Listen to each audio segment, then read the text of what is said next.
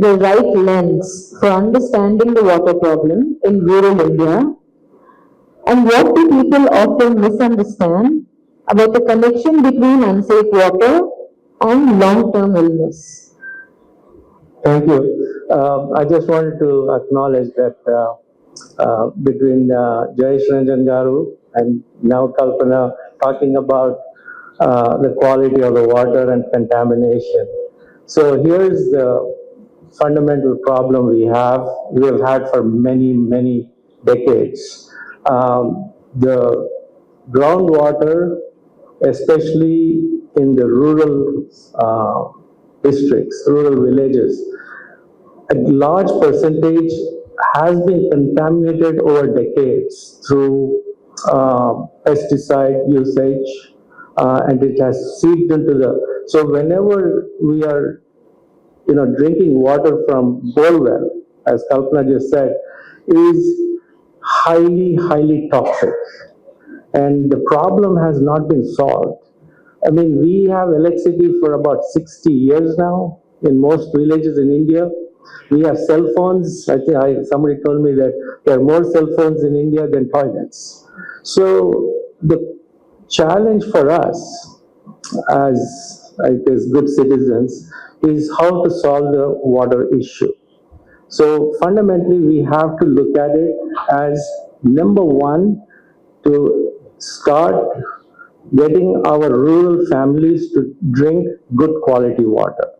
So the only way we can do it in a mass scale way is to set up water purification centers in the rural communities, as many as we can. We need not one community with water, we probably need hundreds of them around the whole country to first start making sure that the families are drinking clean, safe water right now. Many, many programs have been announced across the whole country, different states, central. The problem is the water cannot be free to the communities. It has to have a cost element to it, which the communities are actually prepared to pay for it. So once we change that mindset, I feel we will make progress. So, and we are doing our part. In terms of the health, here's the issue. Every community across this country faces waterborne diseases, which it's recognized but not solved. So, for example, 2 out of 3 hospitalizations are waterborne illnesses. And then that contributes to lost work days for the adults and lost school days for the children. So talking about, how do you get the, 2047 vision of getting people to improve or increase the productivity by 1.75? Let's start with water, because that's the number one culprit for the entire communities. So there is a direct relation that we have to tie. It's not like, see, the thing is about prevention. We cannot afford to be spending huge amounts of money after they're sick. We need to make sure they don't get sick in the first place. So it's an old wisdom that we have listened to for probably generations, is an ounce of prevention is worth a pound of cure. So that is what we are trying to fix across all rural communities. So I feel there is a direct correlation between poor quality water and the families getting sick. So, and that's the number one cause. The people don't understand it. I'm not saying that's the only cause, but that's the number one cause. So if we can solve that, then dramatically there'll be improvements of quality of health for the communities. It goes hand in hand with nutrition.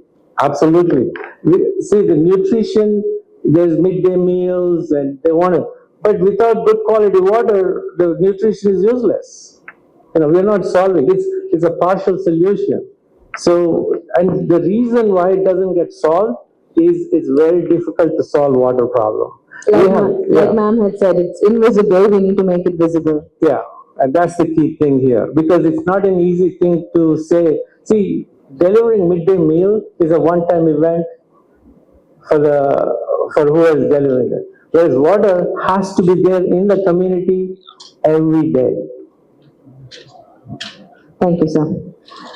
Ma'am, you often speak about the invisible impacts of water scarcity, especially on women, children, and low-income families.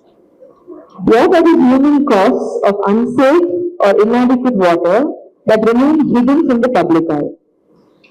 So I'll take two examples in the city and a place where I live and a restoration that we undertook in the city. So these serve as good examples because I have seen through the positives, negatives, and how we can create hope in such scenarios. In 2016, Gachibowli and if you know, that's the IT corridor here, and most of the communities there went through a serious drought kind of situation in summer. And our colony of 100 homes, because of the efforts we have done, we had enough water through that time. So we could see clearly, many of them in those communities surrounding our homes. Many of them who are friends, they used to talk to me and multiple challenges that they go through. So women going to offices often, they were like planning their time when they could get the water and how much in flats, I'm talking about L&T, where they're looking at how else can I store 4 more buckets of water.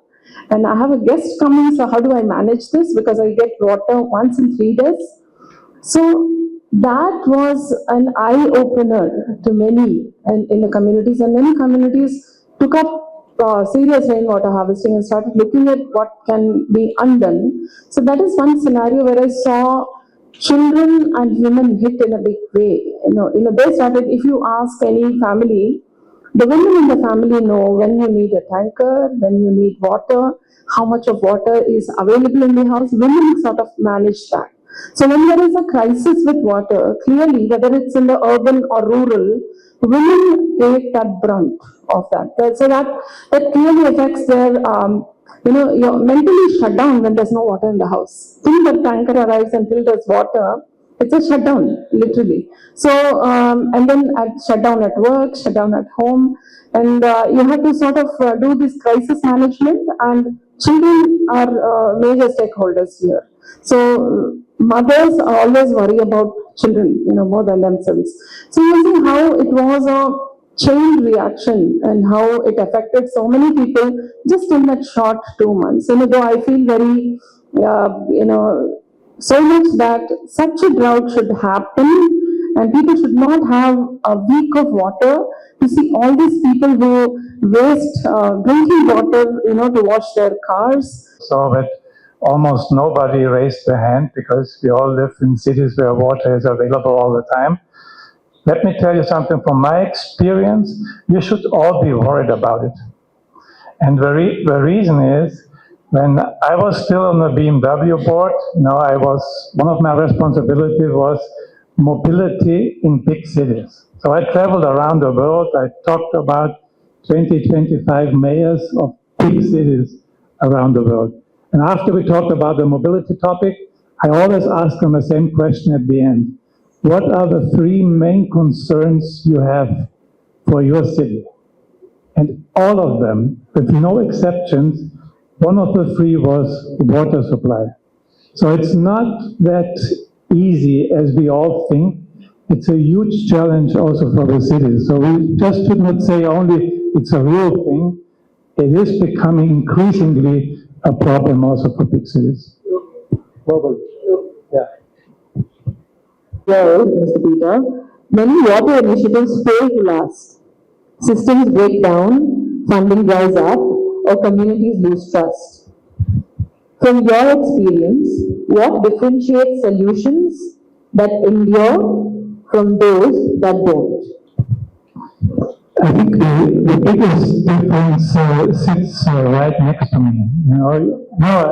I mean it honestly. You need a kind of family engagement behind the whole thing. So when we met, I could feel that this is not only a foundation created by Ravi to make him feel good, because many foundations are sometimes made like this. So I immediately felt that this is a cause which really touches him. This was the first emotional contact.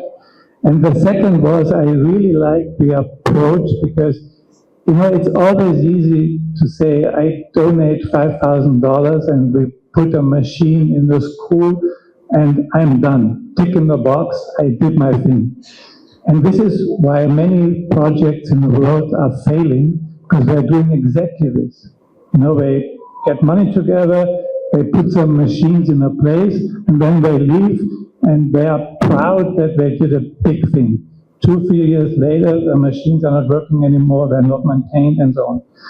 So with Radha's Foundation, you immediately explained it to me that with the donation comes a 10 years maintenance program. So the machines are regularly maintained. I was this morning, I had the pleasure to be taken by Ravi and his wife Ingrid to a village and to 2 schools, and I saw the people really doing the work. So it's not only on paper, so there are humans responsible of doing this kind of work, and this is a big difference to other projects I have seen around the world. Congratulations to Ravi Reddy Garu, Gopinath Garu, and all the other trustees of Community Pure Water. What you have been doing so far, what you have accomplished so far is truly outstanding, and sincere congratulations to all of you. Many of you who live in Hyderabad will be familiar that on the 8th and 9th, government is organizing a very big event. It's called the Telangana Rising Global Summit. And some information about the summit has already come out, but I will give you she told me to say only a few words. Maybe I'm speaking many words, but I'll still try to read. So, what has happened is that for the past 4 months, 5 months actually, we have worked very diligently to prepare the vision document for our state. What will the state look like? What will it evolve into by 2047? All of us know that 2047 is an important milestone for our country. We become 100 years old as an independent nation. So, what kind of economic progress will be achieved? What kind of social progress will be achieved? What kind of sustainability goals that we will achieve? So, one very important factor is that when we look at the human development indices in our state, while they are good as compared to states in the north, states in the east, etc. Within the southern states, we are not really the leaders. There are many other southern states. They know who they are. Kerala is one of the best in terms of human development, social indicators, Tamil Nadu, Pondicherry. So we are somewhere in between. And we felt that this is one area where our roadmap to achieve the vision goals must really prioritize, must really focus on. And amongst the social development indicators or the human development indicators, అందరికీ నమస్కారం. So for all for life ఇవాళ ఒక panel discussion చేస్తున్నాం and నేను అది moderate చేస్తున్నాను.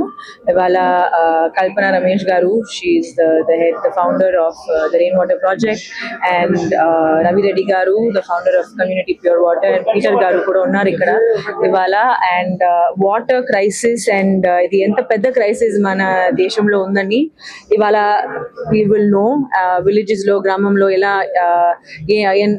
ఏంటి ఎంత వాళ్ళు what they're trying to do to create an awareness on the risks and also the importance of clean pure water.